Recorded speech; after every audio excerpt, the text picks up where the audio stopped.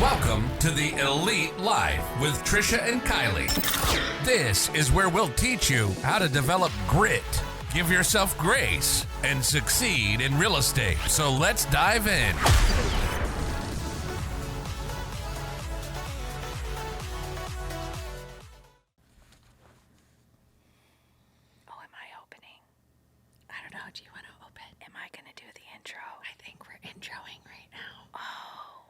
Welcome, everybody. Hi, friends. Thank you for joining us for another episode of the Elite Life here. We've got a very calm feng shui going right now. I'm hoping that you all are enjoying this, and I want you to just take a moment and breathe in and breathe out. The quietest intro we've ever had. I know. Hello! Yeah, usually we're smacking people in the face. Today, we have a very special episode because our lovely Trish is in the buyer and the seller seat right now as she works towards the next chapter of her life, which I'm super excited for because I mapped it. When you sent me that address, you're like, I'm going to go see this house. And then you're like, I saw the house. I got the feels. I freaking love it. I'm like, let me just map this out. Just see how close we're going to be. And you are literally going to be 8 minutes from where I live.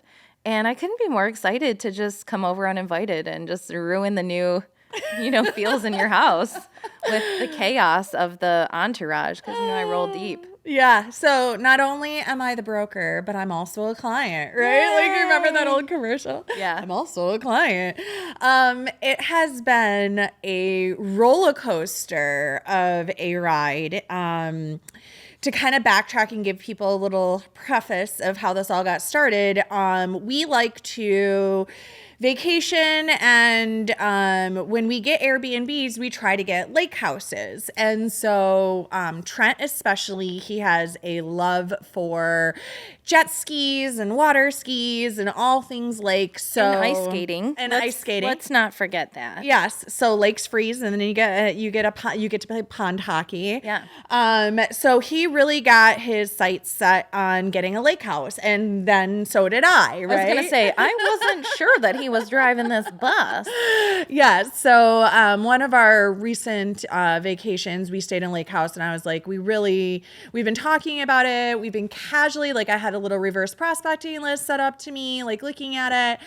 And I kept saying, it has to be after this. Like, we started looking last year, and I'm like, no, Trent got sick, blah, blah, blah. Anyways, so we've been kind of putting it off. And after his graduation party, he kind of was like, okay, we're going to go get one now, right? And I'm like, okay, let's start looking. He just wanted that damn jet ski. He really wants a jet ski. So I kept kind of like trying to put it off just because moving is a lot.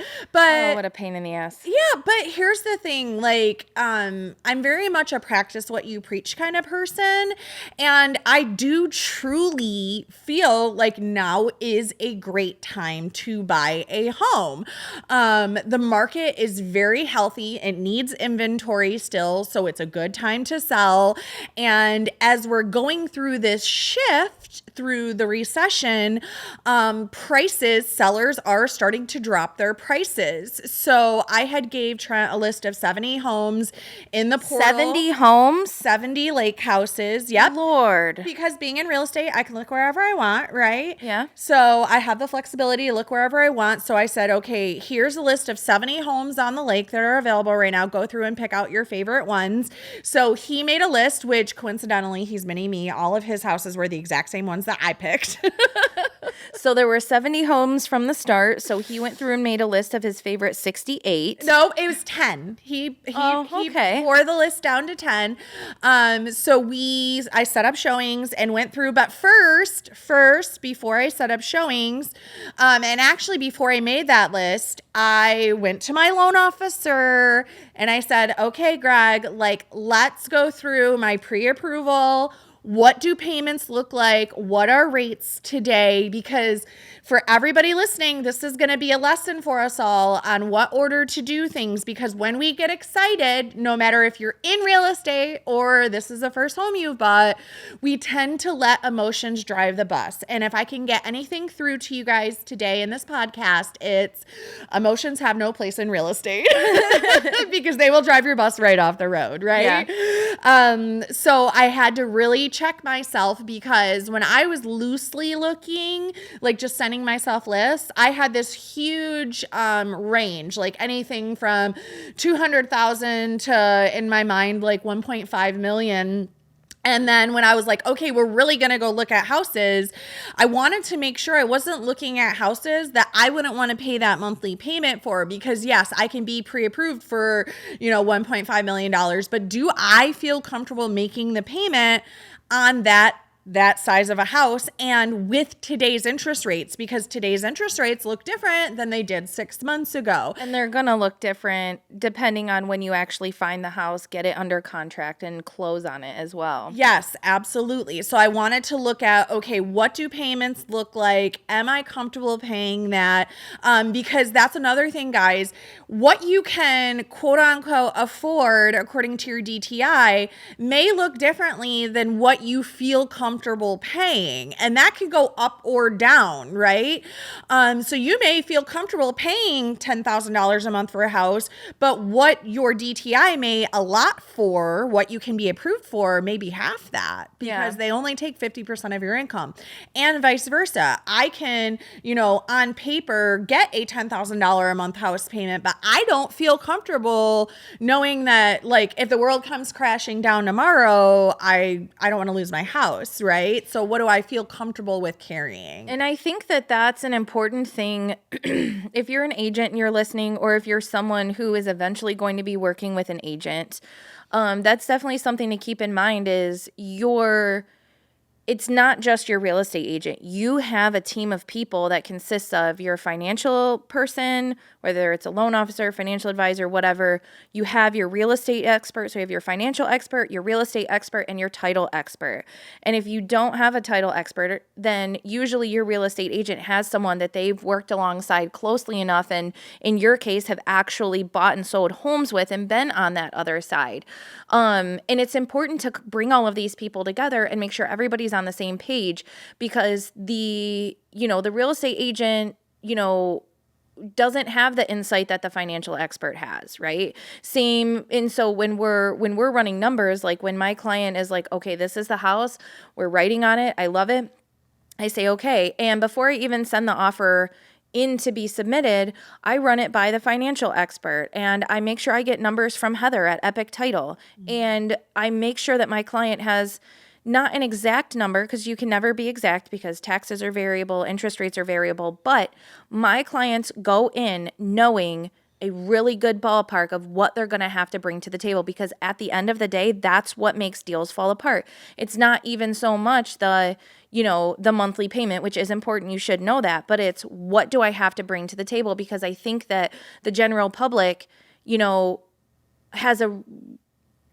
don't have a very accurate picture of what those numbers are. You're just like, okay, well, my down payment's going to be $5,000, maybe some taxes, maybe $2,000. So I'm only maybe bringing $8,000 to the table, when really you're going to come with $12,000, because you have lender fees, you have title fees, you have to do the taxes, all of that. Yeah. And that can vary during what time of year it is too. So like I'm looking in the summer, which means I'm right at the front of that summer tax bill, which is always the largest tax bill. So for example, right now, the house that I'm in, that I live in right now, the taxes for summer are $7,600. Holy shit. So yeah. So if you buy it in July, like that's an extra $7,600 because you're at the front of that tax bill. That's going to be included in your cash to close. Whereas if you were buying it in January, you have half of that that's going to be figured in. Or if you're buying it, in March or April, you have a very small portion of that. So your cash to close can change very substantially. So start with your pre-approval. Start with your loan officer. Know what you're getting yourself into for cash to close, because it is more than just down payment. Tax prorations make a big difference. And because property values have changed so much in the last couple of years, your tax amounts are going to change. So what I loved was Greg said, taxes are this today, but be prepared because they're going to be this tomorrow when you close on it. So know that like your monthly payment is going to fluctuate by this amount. Now, the previous owner, he's owned it on the house that I'm buying. He's owned it for like 40, 50 years. So his taxes are nice and low. They haven't been reassessed. But when I buy it at that big ticket price, my taxes are going to be much higher than his, even though it's the same home. So start with your pre-approval first. Know your payment. Know your cash to close. Then get your list. Get that list whittled down, because once I got those numbers, that changed what we were looking at. Yep. Now we're only looking in this bucket. And then go out and look at the homes. Pictures are so deceiving. Oh my gosh. Like when I looked at that list of 10, the one that I thought we would love the most. You got in there and you were like, this is big. Nope. Yeah, no, it was so tiny compared to what the pictures looked like. I was like, listen, and the lake was like nothing. So it was like the decor was perfect if you put it in like a house that was 3 times that size on a way better lake.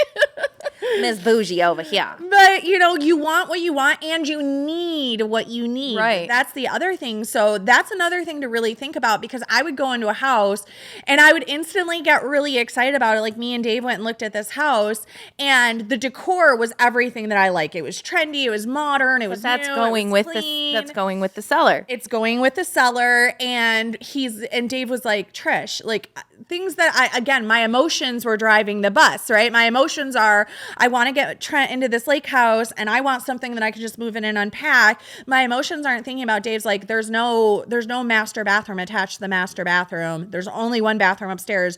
You are not going to want to share a bathroom with the kids. We did that before. So like thinking about like what mistakes have you made in the past at houses so you don't repeat those same mistakes, right? So I come in and I see like, oh, beautiful kitchen. Oh, this looks, I can move in and unpack. But I forget like, I need my own bathroom and all my kids need their own bathroom. And like, I need almost my own floor of space and they need their own floors of space. So we need a lot of square footage because of where we're at in life. Like Trent's 18, he's an adult. He needs his own space. And Angelina's going to be 13 next month. So she needs her own space and I like my own space and we need a podcast studio. Yeah, so, I'm excited for that. Yeah, so Dave doesn't have to put all this stuff up and take it all down. So stay tuned. God bless. Can we get a round of applause for producer Dave? Producer Dave making it happen. So you really have to get your emotions again out of the equation when you're thinking about the logistics of what you need. What do you need versus what do you want? Because another thing is sometimes I have a hard time picturing what could be. I only see what is today. Like, for example, the house we're in right now. When I first looked at this house, I walked in and immediately walked out. And I was not going to buy this house. And then we came back through with the kids. Because of how it smelled. So sellers, make sure your house smells good, because smells can detour everything. And it had grungy carpet and the walls were just trashed. And they had lots of kids and lots of animals and lots of things going on in their lives. So they were busy and they wanted to move to their new house. And so I ended up getting a great deal on this house. And once I repainted it, recarpeted it and cleaned it and made it my own, it's fantastic. I actually don't want to leave here. Like if I could move this house on a lake, I would keep it forever and ever. But those details matter. So when you're in the seller's seat, right? So I am now selling this home. I am making sure all the trash is taken out when showings are. So I'm clearing the trash. I'm making sure that I have plugins that smell good. I'm making sure that everything is clean. I'm making sure that the counters are wiped, that everything looks, perfectly, that my walls don't have photos on it. So people can picture themselves in the home, right? They want to be able to picture their stuff. Like you might love your shoe collection. They don't want to see all your shoes out or all your purses out or all your, stuff out. You really have to give buyers the space to be able to imagine there are things there. And so that was a big thing as a seller, like kind of switching gears from my buyer to my seller part, making sure that those things are in order, because those are game changers. Those are game changers. dangerous because I would not have bought this house had Andy not sent me back again and was like, you need to go back through here. And then Trent seen the basement, which is set up as like a second house. And so he was like a we have to studio do it. apartment down there. Yeah. We have a second laundry room down there, second kitchen, wet bar, living room, another bedroom, another full bathroom. So it was like perfect for a teenager. But I couldn't see past or get past the way it smelled in the house. I couldn't do it. So I had a buyer Ryan was showing last night, and we showed 4 houses, and then the 2, he picked out 2, but I said, what did you think of the other houses? Because I always like to give feedback, even if it's not the winning house on our tour. Like, it's important to know, and I try to put that out in the universe because I appreciate it when I have a listing. If someone's not going to make an offer, I want to know why. Yeah. And so I wrote the listing agent in the comments. I was like, heads up, like, great home, great opportunity for someone else, more work than my guy wants. Also, heads up, cat smell, cat urine, really, really bad. So if you and I like to, because sometimes the listing agent might not know that. Yeah, for sure. I mean, if you're listing the house, you should go see it, but maybe they had it much more clean. Maybe, I don't know, but I like to give that heads up. So yeah. So we went, and switching back to buyers, me and Trent went and we looked at all these houses, and I would get emotional about one, leave it, get emotional about another one, leave it. So the last house that me and Trent seen, I went in and I was like, oh, I feel it. Like, this is our house. Like, I could envision us in the home. We all had our spaces. We all had our things. And I left it. And it was so funny because when I was on my way there, I was texting with Andy, and he's like, you're not going to find a 5,000 square foot open floor plan on a lake. It's not going to happen. And I'm like, oh, I am manifesting it. God and the universe are bringing it to me. And then the next house we seen was that house. And I'm like, this is it. This is it. And I sent it to him, and he's like, okay, do you want the good news or the bad news? And I'm like, good news. And he's like, well, good news is, like, it is your square footage. It is on the lake. You're getting a great price. So again, guys, great time to buy. These sellers had brought the price down $250,000. No way. $250,000 over time. And I'll tell you why. Because the pictures were not good, so people were probably not coming to see it because the listing agent did not have professional photographs. So when we went back through the photos, because we were like, I wonder why this hasn't sold. And Trent actually was the one that was like, it's the pictures, Mom, because the pictures did not do the home justice of the interior. And then Andy goes, well, there's a cemetery on the lake. It used to be called Cemetery Lake. Oh my. He's like, so you're definitely going to be haunted. And then he's like, there's baseboard heat. So that's, this age, and it probably needs this, this, and this. And I'm like, okay. And so I kind of got discouraged, and I'm like, all right, maybe this isn't the home for us. And so the next day, a couple days later, me and Dave went and looked at more houses, and I'm like, I don't know, like, I keep coming back to that house. So we went and looked at it again. So that kind of brings me to the next thing, because when we went through, I was like, oh, I like it even more. And I'm like, that second look. Yeah, and I'm like, this is just the house. Like, I know that there's a cemetery across the water, so our house might be haunted. Well, lucky with our faith, we don't believe in that shit anyway. So. Right. But I was like, I can see the opportunity in this, and I know that once we paint it and once we carpet it, just like the house that we're in, like, it'll be a beautiful haunted house. Yes, it'll be a beautiful haunted house. So I was like, this is it. Like, I know it. But again, I was like, all right, listen, like, let's write an offer, and if it's meant to be, the offer will get accepted. But what was the clincher? Remember, you told me the clincher was the letter. Yes. So that brings me to the letter, right? So the letter that the sellers wrote, or the letter I wrote? Well, you wrote your letter first, and then they wrote you a love note back. Yeah. So when I went to go present my offer, I will tell you, buyers and agents, I know that there is so much controversy around a buyer's letter. I've even seen in the agent remarks, do not send a letter, your offer will not be considered. And I'm like, damn. that's illegal, number one, because as an agent, you have to present to your seller anything that comes across, whether you want to or not. Maybe it didn't say exactly that. Maybe it said if you send a letter, it won't be seen. It won't or be something seen. like that. Yeah, and that's because some brokerages are telling their agents that you are not allowed to write a buyer's letter because they feel like it violates fair housing.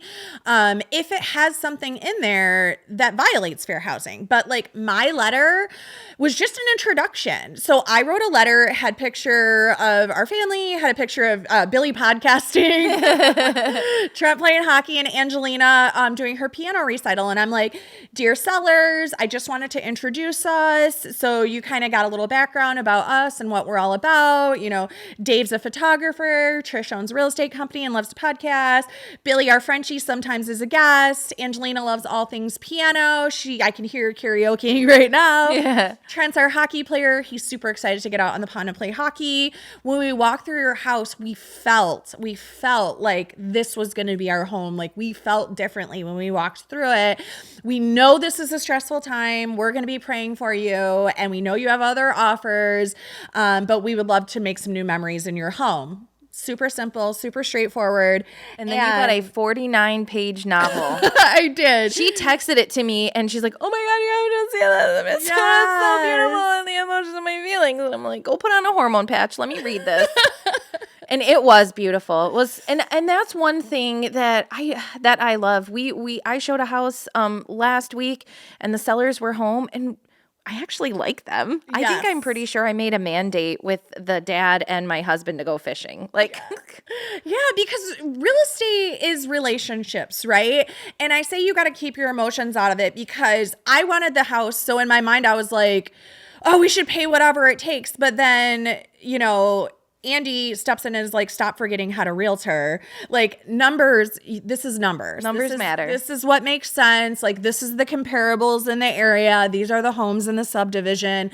This is your house. Didn't put it quite that eloquently. Yeah, he had some other words, but I did. So I did do my due diligence. Me and Dave drove around the subdivision. We walked around the downtown area. We seen what's in the area.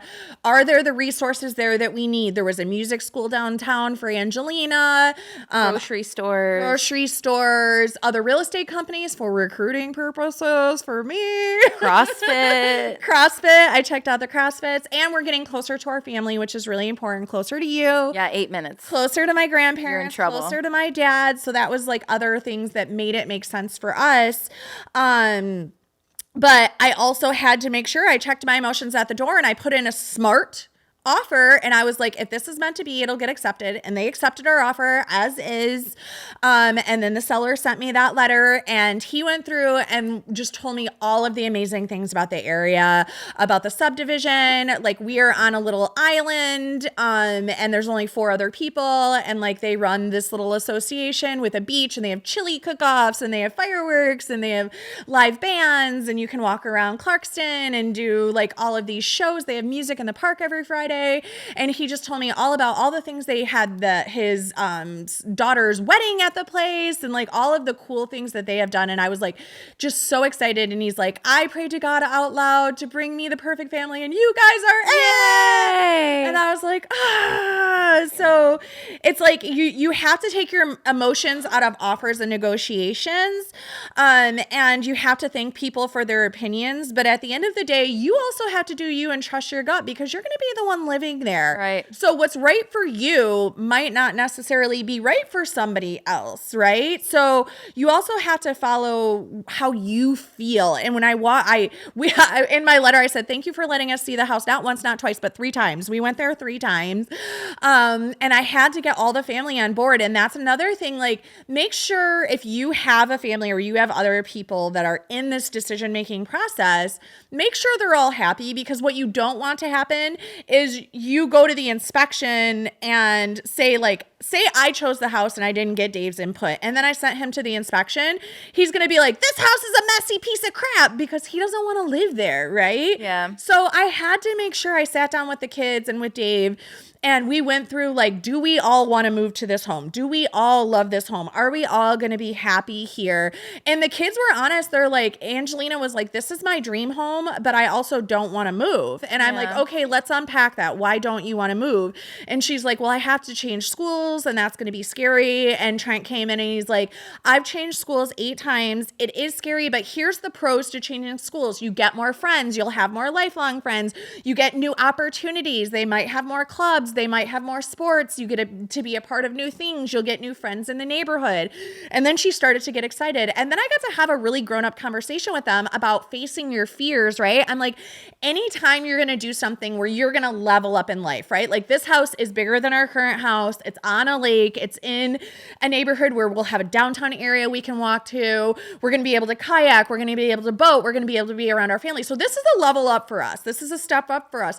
But it is scary for all of us and it is uncomfortable. And one of the things I told them, I'm like, a lot of times if you're going to make a change and it feels scary, that's just your brain trying to keep you safe and keep you comfortable.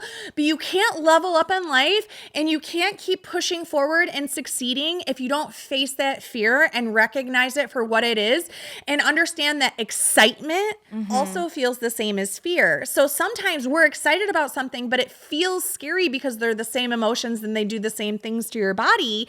So we have to embrace that and remind ourselves of all the good things that are going to come from this and remind ourselves that out of uncomfortability is how you grow, right? Yeah. And we're going to grow and our life is going to get better and we're going to get more opportunities by being uncomfortable for a little bit, because I am literally that client as a seller, right? So like kind of moving over to being a seller because I've had to adjust my mindset a lot being in the seller seat because I've moved 28 times and I have bought and sold, I don't know, lots and lots of houses, but I have actually never listed my own home because I always had someone lined up to buy it. I always had a buyer, so I never had to list my home on the market.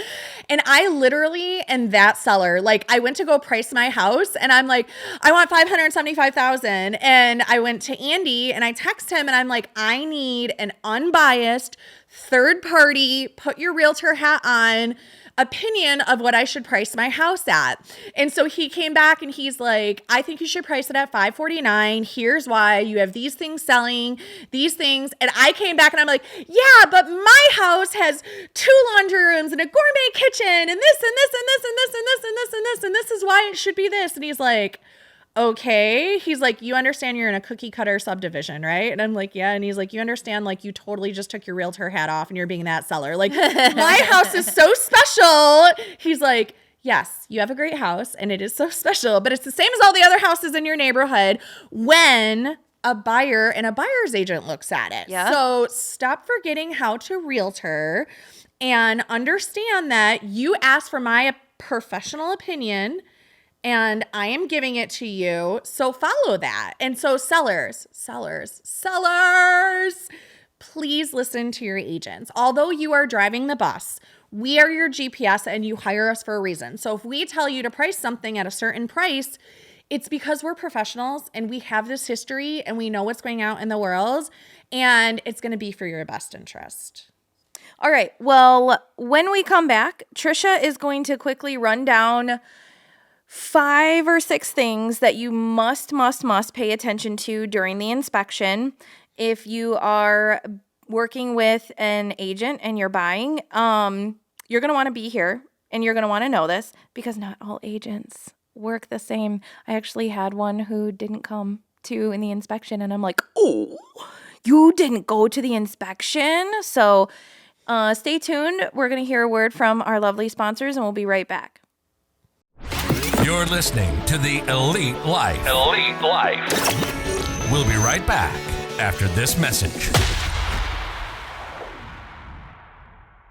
Do you know more than 80% of real estate agents fail and quit in their first year of business? MyStarsAcademy.com has set out to solve this problem by providing a convenient, expert-based training and coaching program for both agents and brokers. The Agent Accelerator program teaches agents everything they need to know to level up their business, have a constant flow of free leads, convert those leads into clients, and take those clients to the closing table and keep them coming back for more as repeat business. Our industry experts have years of proven success in the business and are here to share that gold through one-on-one coaching. This will help you achieve more structure and work-life balance. We will map you a plan you can follow, which will guide you through the steps to scale and grow in both your business and personal life. Don't be a statistic. Visit mystarsacademy.com and enroll today so you can get the success you deserve. Welcome back to the Elite Life. Business and life talks to help you get a little better every day. Here are your hosts, Kylie and Trish. Oh, we came back. You came back too. Yay! I'm so glad that you're here. All right, Trish, lightning round. 5 things that you need to pay attention to on the buyer side at the inspection, and then 5 things that sellers should do when they are listing their home. Go. Okay. Inspection. 5 things. Number 1, be there. The agent needs to be there. The buyer needs to be there. If the buyer has somebody else that's making the decision or contributing the money, they need to be there. Why? Because you are going to learn things about how your house works, and you're going to have to make a decision whether you're willing to do the work that needs to be done to get the house in the condition that you want it to be in, and decide if when an inspector says XYZ is wrong, if that's a deal breaker for you or not, because your deal breakers are going to be different than other people's deal breakers. And you need to know how to work your house. So when we walked into our new house, we opened this one cupboard and it was just full of like wires and like things we had never seen before, because this house has baseboard heat, and it has a well, and it has this massive security and sound system and all of these like things we hadn't seen before. So it was really important that Dave went to the inspection. I was out of the state, so unfortunately I couldn't be there, but I went through the report like line by line, paragraph by paragraph. I went over with Dave exactly what he needed to learn, what he needed to know about, and with the inspector went through with him. So you need to be there. You need to learn about how your house works. You need to, number 2, make sure your HVAC system is good. Whether it's if it's baseboard heat, know how to work it, know how to replace it, know how much life is left in it. Your AC unit, make sure you know how to work it, how much life is in it. Is it charged up? What could go wrong? What might go wrong? When it could go wrong? Your HVAC unit is a big deal. Mm-hmm. Your roof, okay? Roof. The inspector needs to be taking pictures of the roof and assessing the roof. So when I looked at our house, I was like, we probably need to plan for a new roof. When the inspector went up there, he's like, no, there's just a couple. The roof is actually newer. There's just a couple of shingles that are peeling a little bit just due to weather in Michigan. Not a big deal. Have someone go up, tap those down, you're good to go, and then put some ice shielding on or flashing on or whatever. He's like, but your roof is good. It's newer. And I was like, okay, great. Like, I'm not a roofer. I don't know that, right? Like, I just go by looks. So be there, check your HVAC, check your roof. If you have well and septic, you need to know where those are at and how to shock your well. So when you have well, there is a well cap that needs to be opened, and that water needs to be tested. Make sure your inspector tests your water in your well. And if it's no good, it's not an end all be all. It is not a deal breaker. They can shock your well. And that is literally, when I found this out, I thought it was so crazy. You pour bleach in it. So you actually take chlorine bleach and flush all your lines, because it's just bacteria from like outside that sometimes gets into that well cap and gets into your well and makes your water not good. Yeah. So water can sound very scary, but it's actually a really easy fix. But it is something where you need to know where it is, you need to know how to work it, and you need to know if it needs something done or not done, right? Yep. Same with septic system. Know where it is, know if you have to pump it, know how all of that works, yada, yada, yada. Sometimes you can be on well and public septic sewer sanitary, so you don't have to, or public sewer sanitary, so you don't have septic. You might just have well. Mm-hmm. And like for us, we can actually connect to city water if we want to. So you need to know if that's an option or opportunity too. So water is really important. And then lastly, most important with your inspection, let me think of what else I said was really important. It's show up, your roof, your HVAC, your water, and foundation. Yeah, for sure. Foundation, because again, in Michigan, with our weather, what a lot of people don't understand is the weather when you are in not just Michigan, Midwest, anywhere where you have multiple seasons or very hot and very cold, your house will expand and contract, and that causes cracks. So most houses, if not all houses in Michigan, even new construction ones, you'll see cracks in the paint, sometimes cracks in the cement and the foundation if it's older. The inspector will tell you if those are cracks you need to be worried about or not. More times than not, They're just surface cracks. they're just surface cracks, or they're not things you have to be worried about. They're just the house settling, expanding, and contracting from the weather. But you want to look out for like bowing, bubbling, that kind of stuff. Yeah. We looked at a home for my cousins, and we went down in the basement, and with our untrained eyes, everything was fine.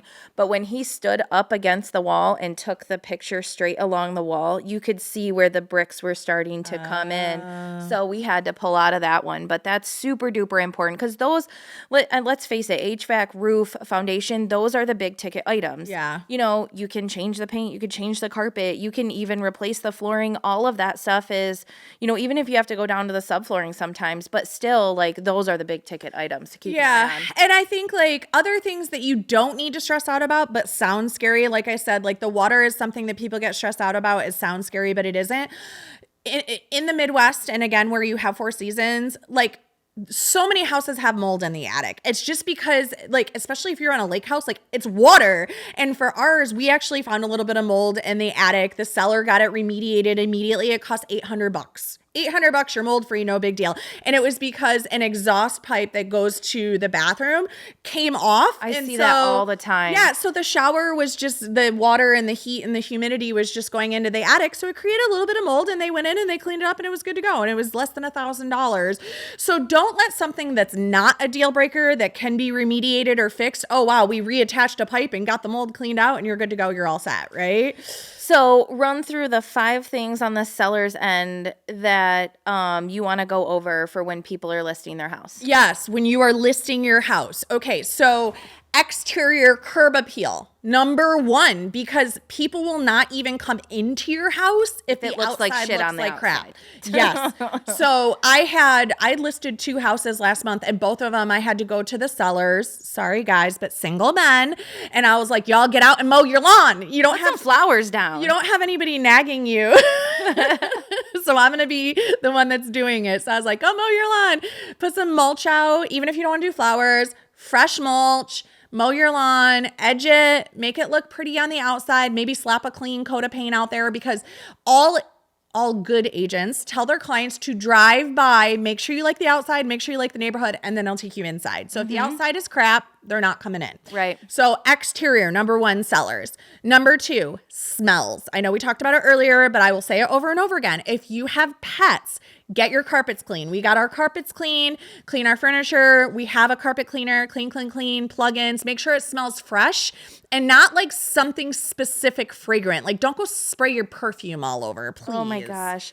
The other thing is, if you, because I know a lot of people, my mom not my mom especially, but people like food, and sometimes they like very fragrant, very strong food. So if you are that person who, you know, cooks a lot of, like Ryan, you know, in the wintertime, he does a lot of ice fishing, so we cook a lot of fish. Be conscious of that. Yes. Food smells, definitely. That is a great point. So smells, exterior, freshen up your walls and your carpet if they need to be done. So like luckily we painted recently. So I had the kids go around with magic erasers and just hit all the walls, hit the scuff marks, hit the high traffic areas, your lights, your doors, and be cognizant of that, because when people are looking around, if you're constantly touching it and hitting it, they're going to notice that, because that's where their eyes are going to go, because that's where your eyes and yourself always are. So freshen up those walls, freshen up those carpets. And the carpet could be just as easy as like bringing a steam cleaner in. Just getting, and it doesn't have to be like hiring Hagopian or anything. You can go rent a steam cleaner for a very reasonable amount of money and do the carpets yourself. And you would be surprised what you pull up and how nice it looks when you're done. Yeah, you can rent carpet cleaners from Home Depot, Lowe's, any of those, or just post on Facebook. I bet one of your friends has a carpet cleaner. Like, we own one and Andy owns one. So a lot of people My sister has one. gone. Yeah, a lot of people just buy them, especially if you have pets. You're used to having to clean carpets extra. So exterior smells, freshen it up, depersonalize it as much as possible. So if you have, like I went into one, actually in this neighborhood, one of my first high-end listings 10 years ago, before I ever imagined I would live in this neighborhood, I listed a house and the seller had every wall was covered in photos of their family. And they were professional photos, but I was like, listen, guys, I love your wedding pictures. I love that this whole wall is covered in it. It looks super cute. But other people have to be able to picture their things in your home and be able to personalize it as their own. As a buyer's agent, as soon as I hear my buyers start going, oh, we could put our swing set over here and our vase over here and our art over here. That's when you know. I know that it's theirs. But if they can't do that because your stuff is everywhere, it's not going to happen. So depersonalize, declutter, clear all your countertops. I even had to put away my blender, and I love my protein shakes. I noticed your coffee maker is gone. Our coffee maker, I took everything off except like 2 things, which just kind of like look good on the countertop. And you put out snacks. And I put out snacks. Yeah. So we have an island in the middle. So I put bottles of water. I put snacks because here's the thing, like, buyers are emotional. So if they're hungry and they're starving and they're walking through your house, they might just like not be happy, and they might not buy your house just because they're not happy. So if you can give them a drink of water and they walk in and there's a little bag of chips that they can eat as they're walking through and they're starting to feel better, those little details go a long way, Plus eating releases serotonin. So they're, follow the science, people. Right. Follow the science. Yes. Awesome. And last but not least, make sure your agent is following up with everyone. Like, you did me such a solid yesterday. You're like, let me call all the agents and check in with them and see if they're writing, because you've had so many people through in the last 4 days. And I was able to send those to you so you can call each of the agents and follow up and get feedback. Because again, like, as a seller, you may think your house is amazing. And as a listing agent, you may think your listing is amazing, but other people may see or smell or hear or notice things that you just might not notice. And you need that outside perspective. And don't get defensive. Like, everybody's like, are you doing your open house? And I'm like, actually, I'm going to have other agents in the office do my open house because I don't want to hear people talk about my house. But I also, if they give constructive feedback, I'm also going to understand, like, I need that constructive feedback because I want somebody else to buy my house. So I need to take my emotions out of all of this equation and see what can I do better, right? Like, I need to be a coachable person and a coachable client, and be able to say, okay, they think that I need to paint this room gray, so I need to paint this room gray, right? Like, yeah, it might be inconvenient. Or we had a showing set tonight. Like, I'm sitting here praying to God, like, bring me the best buyer for my house, get me a good offer. And then I wake up and there's a showing request, and I'm like, 8:15 at night, there's no other time they can come. Looking a gift horse right in the mouth. Right. But I accepted that showing, right? Because I want to sell my home. So I have to take my own feelings. I have to be willing to get uncomfortable. And I have to readjust my mindset that my house isn't that special. It is just a house. I have to be patient. The market is shifting. I have to listen to the professionals that are giving me advice. Although I'm a professional, just like they don't let doctors operate on their own family, realtors might not necessarily be the best person to list their own houses, right? Because you're emotionally involved. You feel a certain way about your stuff and your house and how it presents. And you need to take those outside professional perspectives and say, you know what? No, I'd rather price my house competitively so it doesn't sit. I'd rather repaint this room so it's something that's more appealing to the masses. I'd rather not cook fish for 2 weeks because other people don't like the way it smells. Yeah. Like, whatever it takes. I'd rather get uncomfortable and not be in my house at 8 p.m. even though I like to be in bed by then. You don't go to bed at 8 p.m. You are the nice Some old days lady. I do. But be patient because good things come to those who wait. And then last thing, I know I've gotten long, but don't skip steps. Y'all, I was so wrapped up in my emotions and being like away in New Hampshire. Our offer got accepted when I was in New Hampshire. I said that earlier. And so I'm a doer. So I want to start doing things and doing things and doing things. And I haven't even had my inspection yet. And I know full well, it is so easy to coach and teach and preach, but when you have to do it yourself, It's hard. It's so hard. It's so hard. And I am constantly like, I am the worst client in the world because I'm doing all the things that we tell our people not to do, right? Yep. And so as a buyer, I haven't done my inspection yet. And I'm like, here's my title order and here's my this and here's my that, knowing full well, like that price could change if something came back bad on my inspection. Or maybe I don't even end up buying this house because something comes up so bad, you know, and I'm making all those mistakes. So I really had to stop myself and really like lean on you and Andy and Dave and outside people to like put me back into the right emotional space of let's not start shopping for curtains when we haven't even got past the inspection. Right. And I know this and I teach this and I coach this and I tell my clients this, but when it's me, it's a whole different ballgame. I'm like, my house has been on the market for 15 seconds. Why don't I have a $20,000 over asking price offer? You know, like, yeah. So you have to let other people help you get out of that box of emotions. Don't skip steps. Even if you're excited, don't skip the steps. Do it in the right order. Get your pre-approval. Make sure you're in your right price range. Go look at the outside. Go look at the inside. Do your homework on the house. Do your inspection. Negotiate without feelings. If you can't negotiate without feelings, have somebody else do it.